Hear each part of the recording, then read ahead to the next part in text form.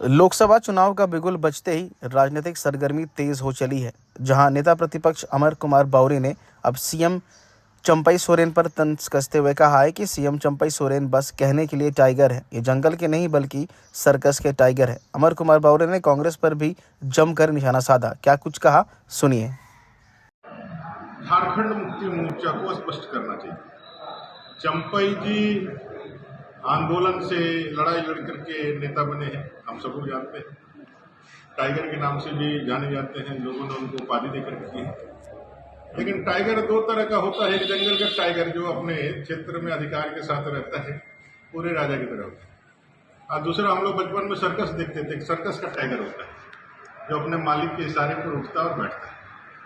आज चंपई जी की हालत सर्कस के टाइगर की जैसे बनाने की चल रही है। जिस तरह से उनका अपमान किया जा रहा है, मुख्यमंत्री के पद का अपमान किया जा रहा है।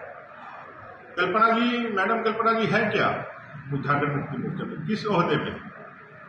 वो क्या अध्यक्ष है, कार्यकारी अध्यक्ष है, क्या है उनका? पहचान क्या है? पहचान सिर्फ यही है कि झारखंड के पूर्व मुख्यमंत्री जो अभी जेल के अंदर है, हेमंत सोरेन जी की धर्मपत्नी है। एक मुख्यमंत्री को जिस तरह से पार्टी के चुनाव प्रचार से अलग कर दिया गया, जिस तरह से उनको सिर्फ और सिर्फ कठपुतली बना के रख दिया गया। एक समय था देश में, हम लोगों ने देखा है, सोनिया गांधी जी प्रधानमंत्री ना रहते हुए भी सुपर पीएम हुआ करती थी और मनमोहन सिंह जी प्रधानमंत्री होकर के भी निरीह के रूप में करते थे। आज वही स्थिति परिस्थिति चंपई सोरेन जी की भी बनाने की कोशिश हुई है, बना ही देंगे। मैं चंपई जी से भी जानना चाहता हूं कि आप मुख्यमंत्री हैं कि आपने मान लिया है कि आप डमी हैं? इस चीज का खुलासा उनको भी करना चाहिए।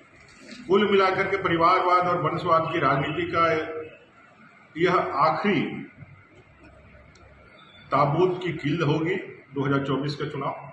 वंशवाद और परिवारवाद की राजनीति का समूल नाश इस देश से भारत की महान जनता करने वाली है। हम सब लोग मिलकर के भ्रष्टाचार के खिलाफ जो लगातार प्रहार प्रधानमंत्री जी ने किया है, उसके प्रति जो जनता का समर्थन है वो अपार है। और उस जनता के समर्थन के कारण आज ये सारे लोग सिर्फ और सिर्फ गलत बयानी करने में लगे हुए। कई जगहों पर संविधान खतरे में है, ऐसा उद्घोष करने वाले लोगों को ये पता होना चाहिए। कल डॉक्टर बाबा साहेब भीमराव आम्बेडकर जी की जन्म जयंती है। कांग्रेस को ये बताना चाहिए कि संविधान के निर्माता डॉक्टर बाबा साहेब भीमराव आम्बेडकर को किसने लोकसभा पहुंचने से रोका षड्यंत्रपूर्ण तरीके से।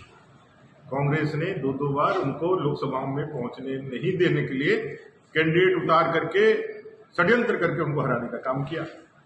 जब उनकी महापरिनिर्वाण हुआ, जब उनकी मृत्यु हुई, इस कांग्रेस ने दिल्ली के अंदर 2 गज जमीन नहीं दिया बाबा साहेब आम्बेडकर जी को उनके अंतिम क्रिया के लिए।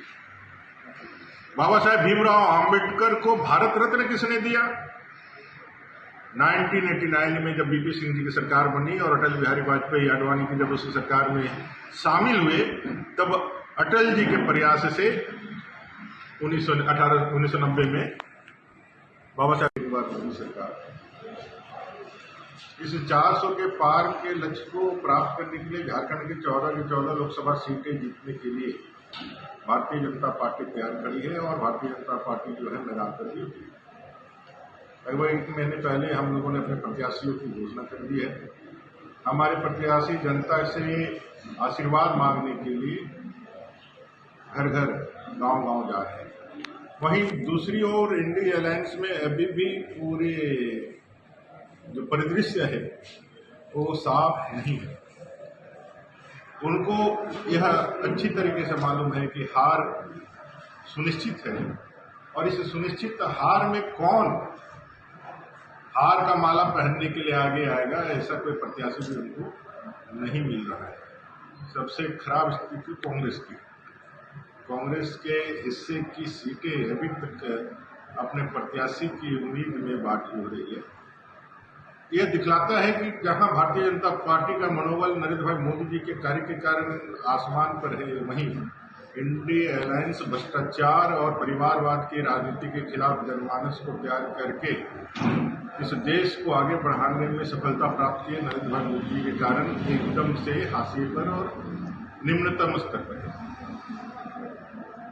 माननीय मुख्यमंत्री चंपई सोरेन जी इसी संसदीय क्षेत्र से आते हैं। गांडे का उपचुनाव भी होना है, क्यों होना है आप सभी को मालूम है। मैडम कल्पना जी वहां से चुनाव लड़ेंगी। आधिकारिक रूप से अभी उसकी घोषणा नहीं हुई है, लेकिन दलित आदिवासियों के प्रेम का दंभ भरने वाली पार्टियों का चरित्र कैसा है आप देख सकते हैं कि कल एक हम लोग विधानसभा के अंदर सुपर सीएम का तमगा देकर के रखे थे। गिरिडीह के विधायक हैं सुदीप सोनू जी, उन्होंने कल गांडे में कहा है कि आप सिर्फ विधायक नहीं चुन रहे हैं, आप मुख्यमंत्री के समकक्ष नेता को चुन रहे हैं। इसका अर्थ